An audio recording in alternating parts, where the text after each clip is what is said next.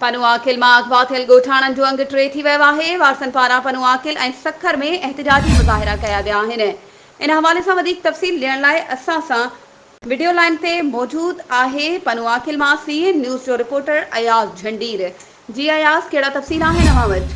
जी, अव्हांखे ॿुधायूं पिया त पनुआकिल मां धाड़ेलनि सां अगवा थियलनि जो अंग 3 थी वियो आहे, जंहिंमें एहसान अहमद कोराई, इफ्तिखार अहमद जिसकाणी, अब्दुल कुदूस जिसकाणी शामिल आहिनि ऐं उन्हनि जे वारसनि पारां पनुआकिल बाद सखर में बि एहतिजाजी मुज़ाहिरो कयो वियो आहे ऐं एहतिजाज कंदड़ चिट्ठी नारेबाज़ी करे रहिया हुआ त असीं ग़रीब आहियूं, भुंग जा पैसा न आहिनि, असांजा अगवा थियल माण्हू धाड़ेलनि खां वापसि कराया वञनि। होॾां वारसनि पारां SSP सखर समेत DIG सखर, पनुआकिल इंतिज़ामिया ऐं सिंध हुकूमत खां फ़ौरी तौर ते अपील कई आहे त असांजा मुग़वी बग़ैर भुंग जे बाज़ियाब कराया वञनि। असीं भुंग अदा न पिया करे सघूं। महिरबानी अयाज़ तफ़सीलनि खां आगाह करण जे लाइ।